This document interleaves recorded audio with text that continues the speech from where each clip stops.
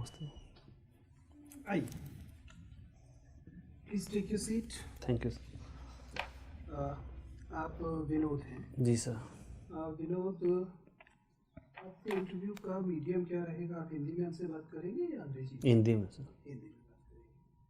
ठीक है विनोद, तो बताइए अपने विषय में कुछ। सर मैं विनोद, बेसिकली श्रीगंगानगर राजस्थान से, और फिलहाल राजस्थान सरकार में फूड एंड सिविल सप्लाई में इन्फोर्समेंट ऑफिसर के रूप में काम कर रहा हूँ। तो कब से कर रहे हैं आप? 2012 से सर। 6 साल हो गए? जी सर। ओके, और आपके काम की क्या जिम्मेदारियां हैं? सबसे ज़्यादा प्रायोरिटी सर पीडीएस के तहत जो एफपीएस शॉप्स के थ्रू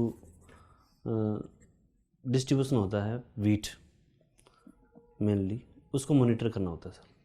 और एसेंशियल कमोडिटी जब भी गवर्नमेंट डिसाइड करती है उनका फेयर प्राइस पे डिस्ट्रीब्यूशन होता है सर। ओके, और इसमें आपकी व्यक्तिगत तौर पे क्या क्या जिम्मेदारियां, क्या क्या हल्का, क्या क्षेत्र आपको मिला हुआ है?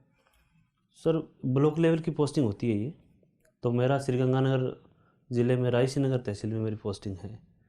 तो इसमें हमारे टारगेट होते हैं सरकार के मिनिमम 15 फेयर प्राइस शॉप का इंस्पेक्शन मिनिमम होता है सर। इसके अलावा भी हम करते हैं ताकि उनमें कोई लीकेज वगैरह टाइमली लोगों को पीडीएस के थ्रू अनाज मिलता रहे। तो अभी फिलहाल किस किस्म के विचलन आपको देखने को मिलते हैं, खासतौर से अब जबकि बार बार टारगेटेड सब्सिडी की बात की जाती है और सीधा लोगों तक जानकारियाँ और सूचनाएं पहुँचाने की बात की जाती है, अभी भी क्या आपको वायलेशन मिलते हैं? और मिलते हैं तो किस किस्म के वायलेशन?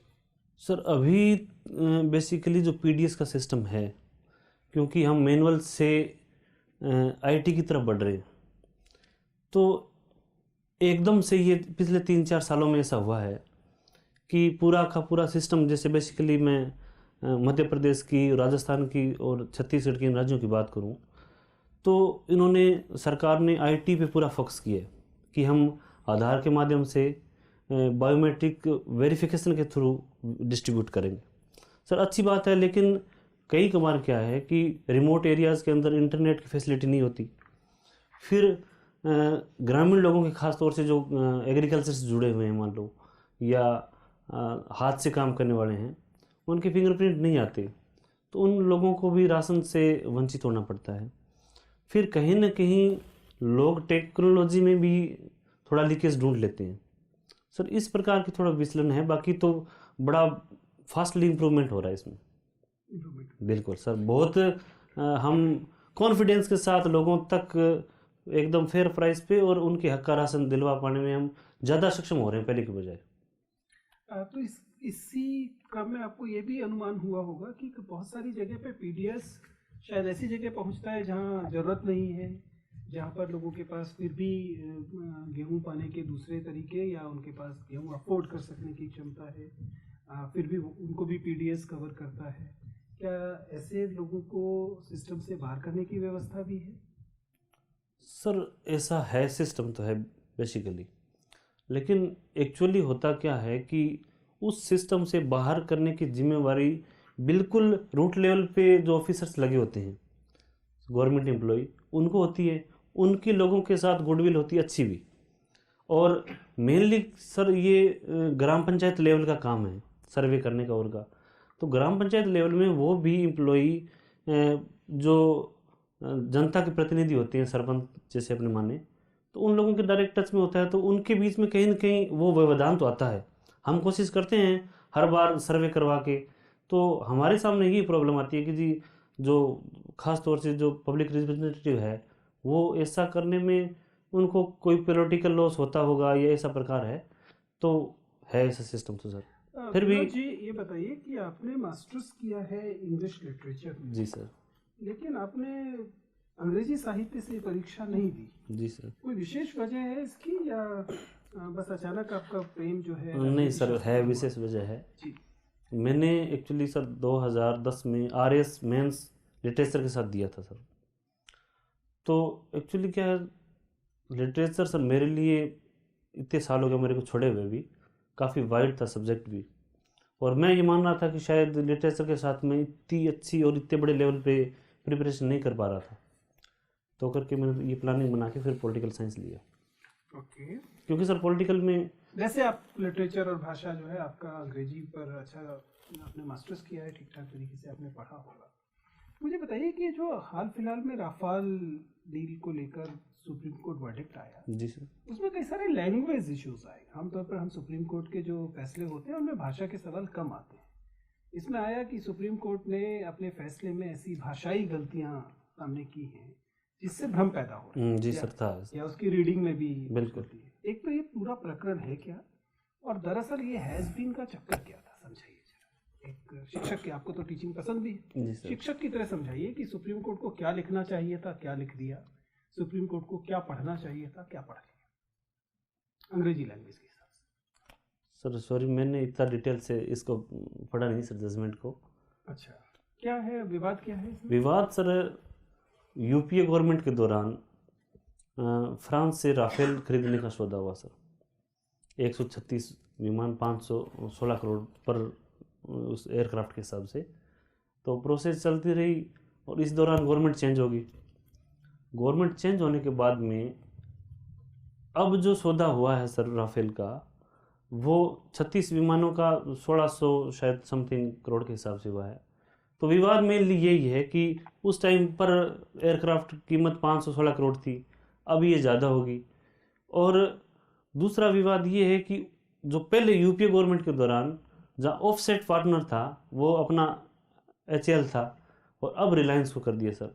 तो ये दोनों विवाद ही है। उसमें कहीं न कहीं विपक्ष या आलोचक ये ढूंढ रहे हैं कि स्कैम हुआ है या इतनी बड़ी आपने कैसे दे दी। रिलायंस को एक्सपीरियंस है ही नहीं एयरक्राफ्ट बनाने का, डिफेंस में कुछ भी नहीं है, उसको कैसे ऑफसेट पार्टनर कर दिया आपने। सरकार की इसमें सिफारिश लगी है या नहीं लगी, ये डिस्प्यूट है सर। तो आपकी क्या राय है? प्राइमा फेसी तो साफ साफ लग रहा है कि अगर कोई चीज़ 500 करोड़ की थी वो 1600 करोड़ में खरीद रहे हैं। अगर किसी में पब्लिक सेक्टर अंडरटेकिंग को काम मिलना चाहिए था, किसी नई नामालूम किस्म की प्राइवेट कंपनी को मिल रहा है, तो कुछ तो सर इसमें जैसे दलील है, उसमें दो बातें मैं मानता हूँ सर। 516 का 1600 हो जाना, उसमें कहते हैं कि टेक्नोलॉजी की अपग्रेडेशन हुई है। वो 2010-12 के आसपास जो सौदा हुआ था और आज के टाइम में काफ़ी फ़र्क है। और उसमें जो सरकार भी कह रही है कि जैसे अपने जो पड़ोसी देश हैं उसमें इन दौरान एयरफोर्स के अंदर काफ़ी डेवलपमेंट कर लिए हैं, नई टेक्नोलॉजी ले ली उन्होंने।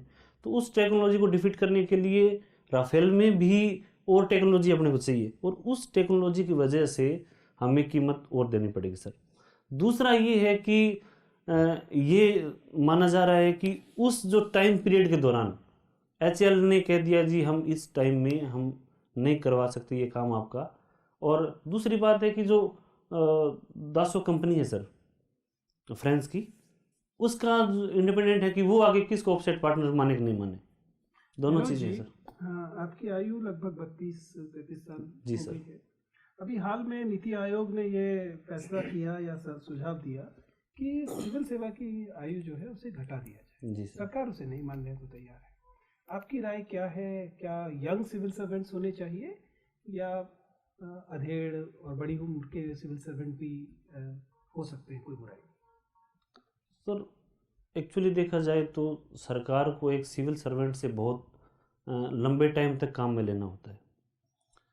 तो सरकार को सर अभी भी दोनों सिस्टम है वैसे तो, कि यंग एस्पिरेंट्स आ रहे हैं यूपीएससी के थ्रू, वो फील्ड में जाके जोश से काम भी करते हैं। हम भी सर हम फील्ड में देखते हैं तो एक डायरेक्ट आईएएस का और प्रमोटेड जो स्टेट लेवल से आते हैं उनका काम करने का एक नज़रिया एक अलग होता है। लेकिन सर ज़रूरत तो दोनों चीज़ों की है, क्योंकि अगर मैं हालांकि 32-33 साल का हो गया सर, मैंने आईएएस अभी तक ज्वाइन नहीं किया मान लो, फिर भी मेरा लाइफ एक्सपीरियंस और एक 21 या 22 ईयर्स जो ओल्ड जो है उसका ज़रूर अलग होगा सर। भाई सर्विस में आने के बाद में ज़रूरी नहीं है कि आप उस फील्ड में हो, लेकिन सर्विस के अलावा भी जो आप गेन करते हो सोसाइटी से और वो भी मायने रखता है। तो अभी है आपको लगता है कि उम्र ज़्यादा ही रहनी चाहिए? हाँ, जो अब है उतनी तो रहनी चाहिए सर। विनोद जी सर। जी मैम। पॉलिटिकल साइंस आपका सब्जेक्ट रहा है, इंटरनेशनल रिलेशंस पे बात करें? बिल्कुल, बड़ा इंटरेस्टिंग चल रहा है आजकल तो। बिल्कुल। बताइए, सबसे ज़्यादा इंटरेस्टिंग खबर कौन सी लगती है इंटरनेशनल रिलेशनशिप में आजकल जो चल रही है? आजकल जैसे मैं देख रहा हूँ, मैं तो अफ़गानिस्तान पे ज़्यादा फोकस कर रहा हूँ अच्छा। कि इंडिया का इंटरेस्ट खूब है। गवर्नमेंट ने काफ़ी फोकस भी किया है उस एरिया के अंदर। अफ़गानिस्तान ही नहीं, उस अफ़गानिस्तान को लेके पूरा अपने सेंट्रल एशिया भी है और मिडल ईस्ट भी है। ईरान को ले लो, अगर जैसे अफ़गानिस्तान में हो रहा है अभी, अमेरिका वापस आर्मी को बुला रही है और तालिबान को एक्सेप्ट कर रहे हैं वो लोग, उसमें वार्ता में शामिल कर रहे हैं। अगर तालिबान का फिर डोमिनेंस होता है तो अपने लिहाज से वो सही नहीं है। वो इतना सही नहीं है कि अपना अफ़गानिस्तान में तो पकड़ दिल्ली होगी अपनी, उसकी बजाय में मिडल सेंट्रल एशिया में भी नुकसान होगा अपने को कनेक्टिविटी के हिसाब से। ईरान पे भी फ़र्क पड़ेगा, इसलिए मैं उसको इंटरेस्टिंग वे में देख रहा हूँ थोड़ा। अच्छा, नहीं, क्या कारण है कि अफ़गानिस्तान वाले एरिया को कभी कोई कॉन्कर नहीं कर पाया, चाहे वो ब्रिटिशर्स हों, चाहे अब यूएस हो, उससे पहले रशिया? क्या कारण है? मैम एक फैक्ट मैं भी प्राइड करना चाहता हूँ कि अपने हिस्ट्री में है महाराजा रणजीत सिंह। हम बैठे होते कई बार दलीलें, क्योंकि मेरा तो पंजाबी कल्चर से टच रहता है, मेरे फ्रेंड भी है, टीचर भी पंजाब के हैं, तो हम जैसे बातें करते हैं भी अफ़गानिस्तान में कोई नहीं टिक पाता, तो हमें भी गर्व होता है सुन के कि रणजीत सिंह ने काफ़ी लंबे टाइम तक वहाँ रखा। उसके बाद में तो मॉडर्न हिस्ट्री के अंदर तो ऐसा, आप जैसे सही कर रहे हो कि एक तो अफ़गानिस्तान की टोपोग्राफी ऐसी है कि वो लैंड लॉक्ड है, बाहर से कनेक्टिविटी है नहीं। दूसरा, तो ये फैक्टर तो आसान बनाता है उसको कॉन्कर करने में, उसको कंट्रोल करने में। आसान तो नहीं मैम, कनेक्टिविटी अगर कम है और वहाँ की जो जो पहाड़ी रीजन है इस प्रकार का, अपने इंटीरियर मान लो, तो उसमें बाहर के लोगों के लिए बड़े मुश्किल हो जाता है, क्योंकि लोकल के लोगों को जैसे वहाँ अपने टेररिस्ट मान लो, तालिबान लोग हैं या विद्रोही लोग हैं, उनको तो पूरे एरिया का नॉलेज होता है, और बाहर से आर्मी को वो उस चीज़ का ज्योग्राफिकल नॉलेज नहीं होता, तो वो इजी नहीं रहता। और बाय द वे अफ़गानिस्तान को रसिया के टाइम भी और यूएसए के टाइम भी बाहरी मदद मिली है, उसकी वजह से भी वो मजबूत हुए हैं। चलिए ठीक है, आपको क्या लगता है कि नेपाल के ब्लॉकेड और उसके बाद के जितने भी इवेंट्स हुए उसके अंदर इंडिया की कहाँ गलती रह गई, इंडिया और नेपाल के रिलेशंस में? मधेसी मूवमेंट के दौरान में नेपाल का ब्लॉकेड हुआ, तो एक्चुअली क्या है, वो पूरा एरिया जो इंडो और नेपाल का बॉर्डर का है, मधेसी समुदाय का है वो, तो ब्लॉकेड तो वास्तव में उस कम्युनिटी द्वारा किया। गवर्नमेंट ने वास्तव में ब्लॉकेड का कोई, ना तो गवर्नमेंट का फेवर था, ना गवर्नमेंट का कोई उसकी फॉर्मेलिटी थी, ना ऑथराइज था उसको।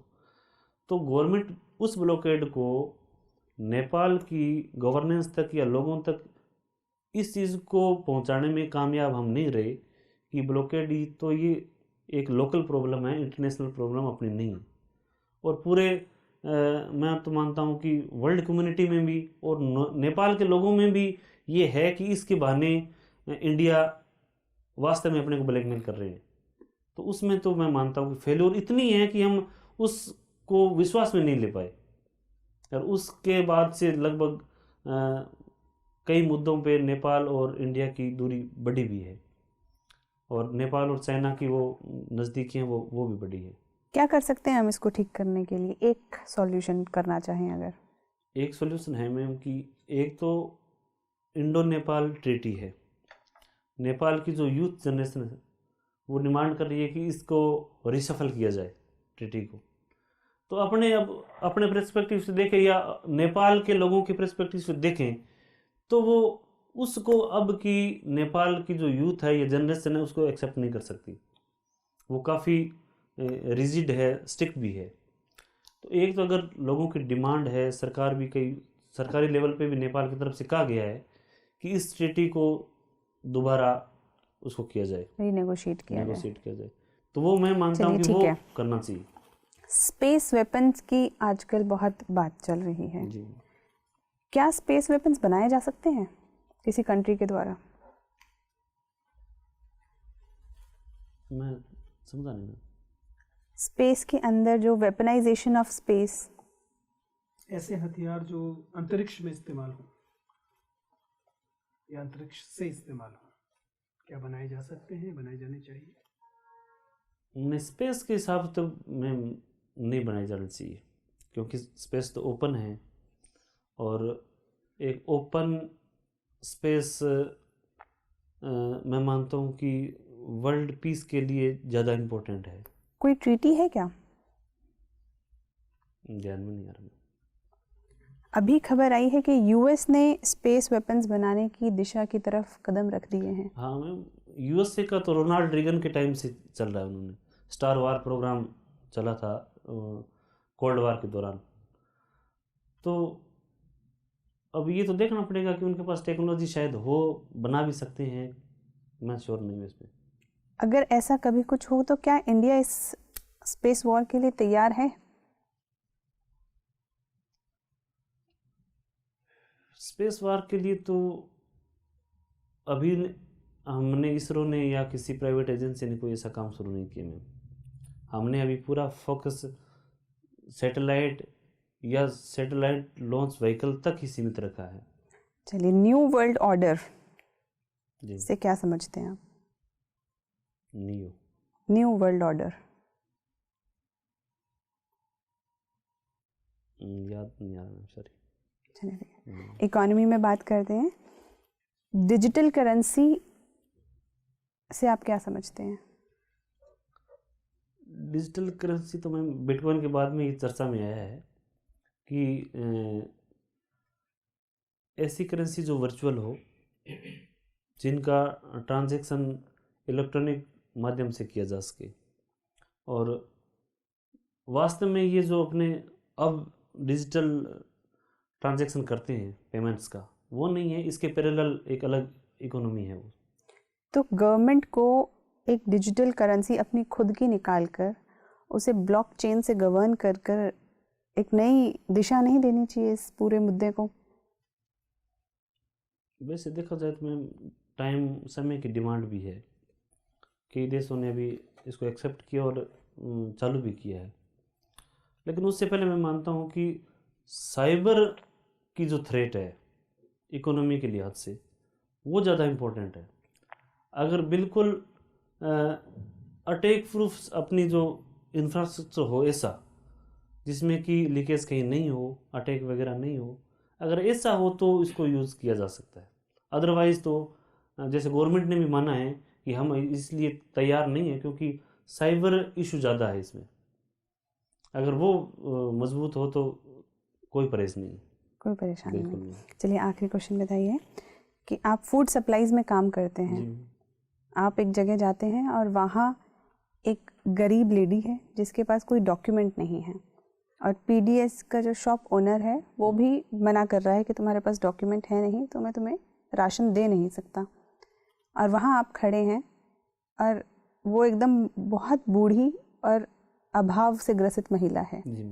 तो अब आप उस जो पीडीएस ओनर है उसको बोलेंगे कि उसको गेहूँ दे दे, या आप कहेंगे कि नहीं, रूल तो रूल है? नहीं, वो स्थिति देखी जाएगी। कोई डॉक्यूमेंट नहीं है। सबसे बड़ी बात आजकल ये है कि कोई कंज्यूमर अगर एफपीएस शॉप पे जाता है, अगर कोई डॉक्यूमेंट नहीं है तो भी आजकल आधार उसका आइडेंटिफिकेशन हो जाता है। अगर मैं वहाँ खड़ा हूँ, आधार से भी उसका बायोमेट्रिक मैच नहीं होता सर, कई बार ये फिंगरप्रिंट घिस जाते हैं।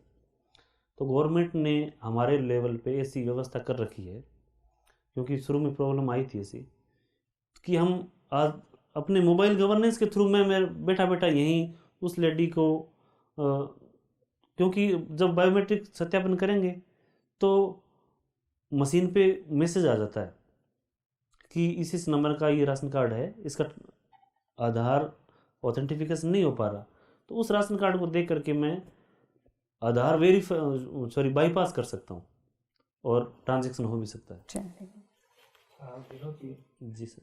आपने पॉलिटिकल साइंस पढ़ा हुआ है, आप ये बताइए कि कंटेम्प्ट ऑफ कोर्ट क्या है? कंटेम्प्ट ऑफ कोर्ट सर देखा जाए तो कोर्ट्स द्वारा जो डिसीजन दिए जाते हैं उनके टाइम पे अगर या तो पालना न हो या सार्वजनिक तौर पे कोर्ट के डिसीजन की आलोचना अगर क्रिटिसिज्म हो तो कंटेम्प्ट है। ये एक इससे रिलेटेड कॉन्सेप्ट है court of record. Court of record क्या होता है?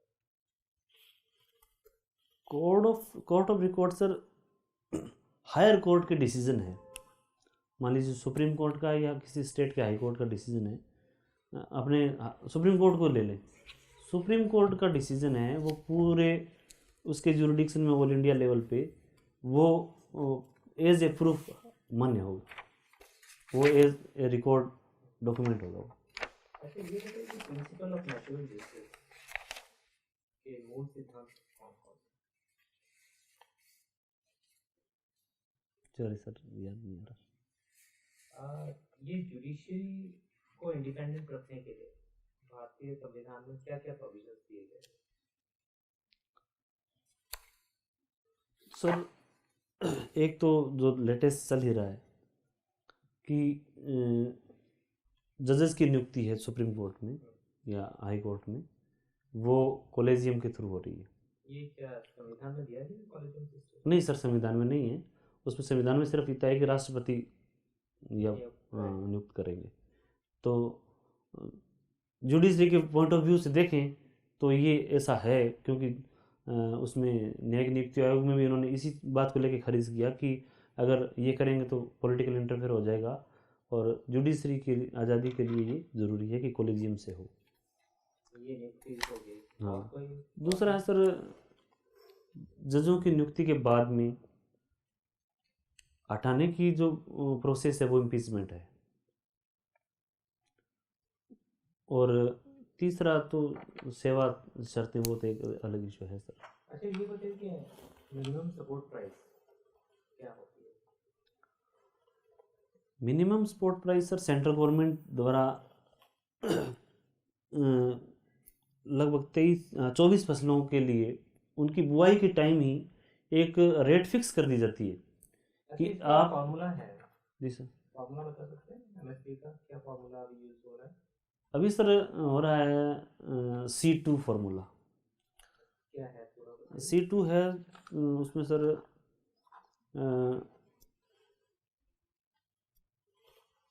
C2 में क्या क्या? C2 में सर एक तो इनपुट्स जिनकी लागत जीती है ये कॉस्ट, और फैमिली लेबर, और सर लैंड कॉस्ट नहीं सर, लैंड का किराया है, कॉस्ट नहीं है। अच्छा, ये बताइए कि डबलिंग फार्मर्स इनकम ये सरकार का उद्देश्य है। जी सर। तो क्या ज़्यादा आसान है, फार्मर्स की आय को दुगना करना या फार्मर्स की संख्या को आधा करना? सर दोनों ही बहुत बड़े चैलेंज है, बट ज़्यादा रियलिस्टिक कौन सा है? सर आधा तो इतना आसानी से नहीं कर सकते, क्योंकि जो इंडिया की कल्चर है वो एग्रीकल्चर है, और इनकम डबल करने का जो सरकार का मिशन है उसकी तरफ सरकार बढ़ भी रही है। तो ज़्यादा प्रैक्टिकल फार्मर की इनकम को डबलिंग करना है। ठीक है, बिल्कुल। अच्छा ये बताइए कि एक सबरीमाला एक सुप्रीम कोर्ट का वर्डिक्ट आया रिसेंटली, जिसमें कि सुप्रीम कोर्ट ने कहा कि सबरीमाला पे सभी महिलाओं को जाने का अधिकार है। लेकिन ये यूनानिमस वर्डिक्ट नहीं। आपका क्या मानना है कि किसी भी रिलीजियस इंस्टीट्यूशन पे, रिलीजियस बिलीफ पे सरकार और कोर्ट का हस्तक्षेप कहाँ तक जाएगा? सर वैसे तो इंडिया अपना देश सेकुलर है, संविधान में इस व्यवस्था भी है, लेकिन कोर्ट ने समय समय पर ऐसे वर्डिक्ट दिए हैं जहाँ कहीं महिलाओं का या किसी भी सोसाइटी के ग्रुप का अधिकारों का हनन हुआ है।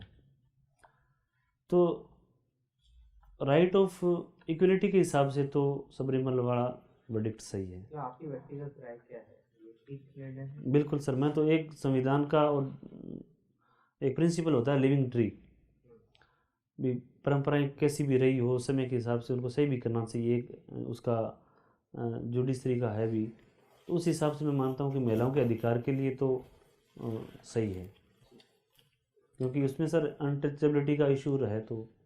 विनोद, जी सर। आप विवाहित हैं? हाँ सर, मैरिड हूँ। मुझे बताइए कि आपके जीवन में वो 3 बातें कौन सी हैं जिनके लिए आप अपनी पत्नी के आभारी हैं?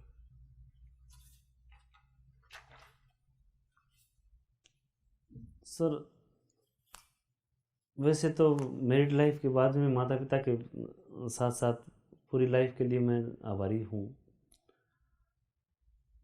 पर मैं सर वो 3 चीज़ें सेलेक्ट नहीं कर पा रहा एक्चुअली। कोई नहीं, बिना क्रम के बता दीजिए कि ये चीज़ें आपको पत्नी के सानिध्य के कारण प्राप्त है। एक तो सर शादी के बाद में लगातार मैं स्टडी से टच में रहा।